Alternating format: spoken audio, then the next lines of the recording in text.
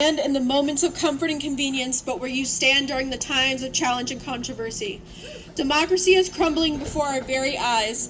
The rights we once held dear have been reduced to echoes in the wind. We are seeing ignorance paired with power, the most ferocious enemy justice could ever encounter. We need to remind ourselves the power of the people is stronger than the people in power.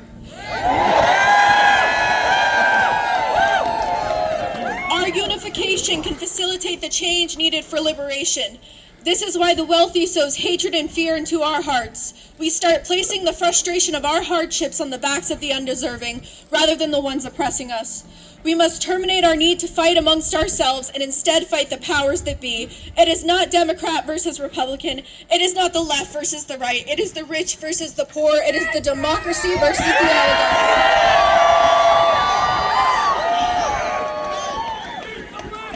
The elements that bring about the foundation of change are made of compassion and empathy. The ears of our neighbors will be deafened and their eyes closed if we arrive clothed in blankets of aggression and hate. Our friends, family, and community need an understanding that is not just limited to those who share the same beliefs as us. Every single human being on earth was born with a predetermined socioeconomic background, culture, value system, family structure, and religious upbringing or lack thereof. I'd like to take a moment to speak in the ways of which empathy and understanding have changed my life. I was born here in Augusta, Maine, but I was raised in the Deep South, the Bible Belt. My mother was a pastor, and I attended church with a congregation of 3,000 people 3 to 4 times a week.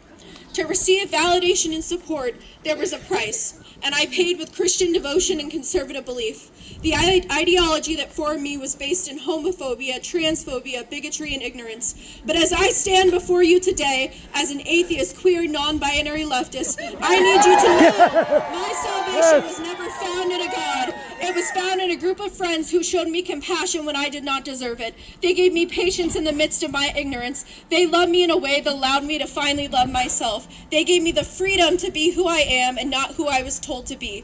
My authentic, shameless existence would have never seen the light of day if it weren't for the kindness of a group of queer leftists. They didn't see me as a conservative Christian. Instead, they saw me for my humanity. No one is born hating another person. It is taught. Yes! Go! Yes! To hate, they most certainly can be taught to love. This eternal cycle of hate will only be broken by love and compassion. But let me make one thing abundantly clear. Billionaires, the top 1%, the corporate elite, they do not deserve our empathy. They do not deserve our kindness. They are not victims of happenstance. They are parasites who thrive off the exploitation of everyday Americans. They profit off your sickness. They find joy in your inability to escape the system that is crushing you. So take your daggers of rage and point them at the ones who exploit you. The Trump administration has wasted no time dismantling every system that upholds the structure of our society. Trump single-handedly appointed 13 billionaires into our government. These 13 people have seen their wealth increase by $217 billion since Trump's second term started. The U.S. House of Representatives passed a budget giving $4.5 trillion in tax cuts for the top 1%. To offset these tax cuts, they are cutting funding to an overwhelming amount of government agencies. Meanwhile, 60% of Americans are still living paycheck to paycheck. Houses stand empty, and homelessness continues to grow. If there is a single Trump supporter listening, I need you to hear me when I say this. Actions speak louder than words. Look at what he is doing. Under the instruction of Elon Musk, they have laid off over 2,400 VA workers and counting. This includes the termination of veterans who were employed by the VA. This includes those who run the VA crisis hotline. Our veterans deserve the best care possible, so tell me, how is employees in an industry that has reported an 82% shortage of clinical workers support veterans? 1,000 employees at our national parks, 2,000 at the Department of Energy, and 3,400 people at the U.S. Forest Service have been terminated. They want to lay off 65% of employees at the Environmental Department Agency. That is 10,000 people. So our question to them should be, when the last tree is cut, when the last stream is poisoned, and the air is no longer breathable, will you realize you cannot eat money? This administration is actively cutting funding to Medicaid. 1 in 5 Americans are on Medicaid. That is 72 million people. This includes 50% of children in America, 30% of adults with mental health issues, and 1 in 3 people with disabilities. Not to mention 40% of all births in America are paid for by Medicaid. I've said it before and I will say it again, health care is a human right. Yes! We are seeing unwarranted layoffs at the suicide hotline, the IRS, the CDC, the Social Security Administration, the Department of Education, and the list goes on and on.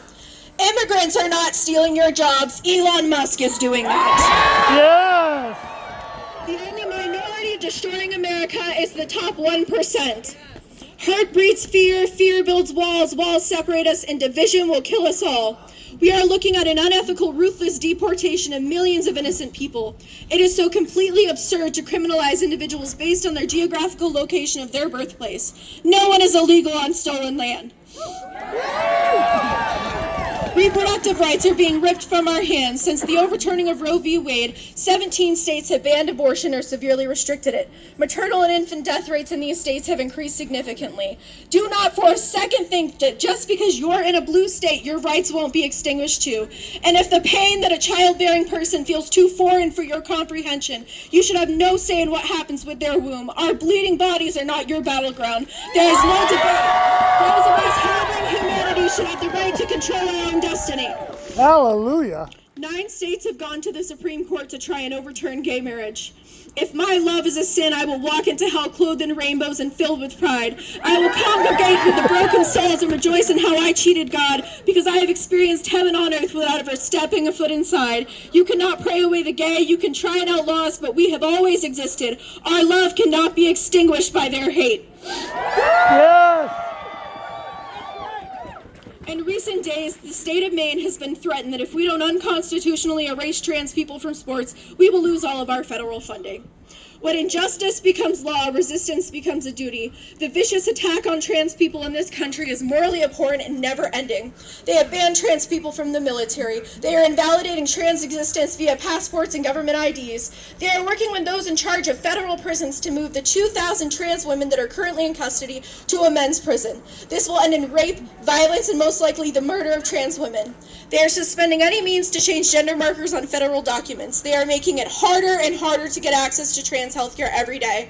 Gender-affirming care is suicide prevention. Yes! Yes! Trans people are important and their lives matter. Trans kids deserve to become trans adults. To any trans person in this crowd today, you are not a burden. You deserve safety, you deserve joy, you deserve love, you deserve respect, and you deserve justice. When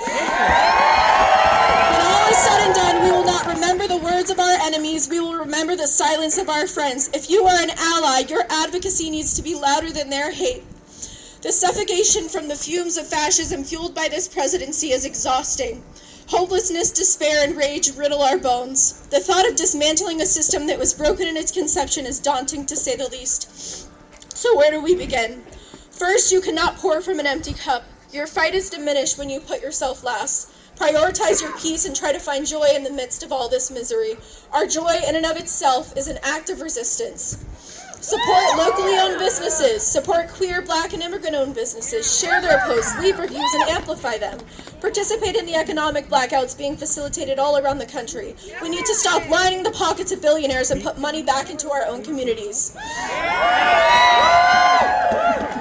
Get a library card. Libraries have so much to offer. They give resources to marginalized communities. They share access to information. They cultivate a safe space to learn, study, or socialize. Stand up for what is right, even if it means that you are standing alone, in your workplace, in public, behind closed doors, in your relationships, with your family. Don't remain neutral. Hold your representatives accountable. They work for us, not the other way around. Call them, email them, participate in legislation. Bills are being passed every day, and you can give written, in-person, or virtual testimony to the legislatures passing these bills. Participate in gatherings like the one we are all a part of right now. Protest is not just the presence of individuals holding signs making their voices heard. It is every single thing I have mentioned and more. Perfection is not what we are striving for. Remember, we are all on the same team. Unity is not made in uniformity. We have strength in our diversity. We must learn to live together as siblings, or we will perish as fools. We cannot be so hyper-focused on all of us being at 100% of agreement on everything. Doing so will make us stagnant. Don't let anyone discredit your version of protest protest. Rosa Parks wouldn't give up her seat. Marsha P. Johnson participated in the Stonewall riots. John Lewis helped organize the March on Washington.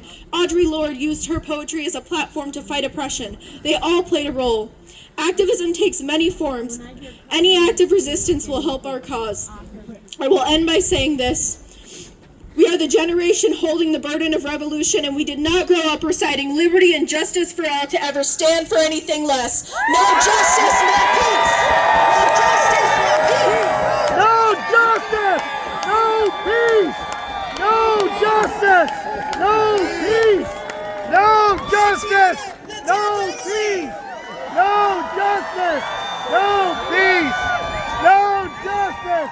No peace! No justice. No peace! No justice. No peace! No justice. No peace! Wow. Thank you, Emilie, one of the great warriors of our time.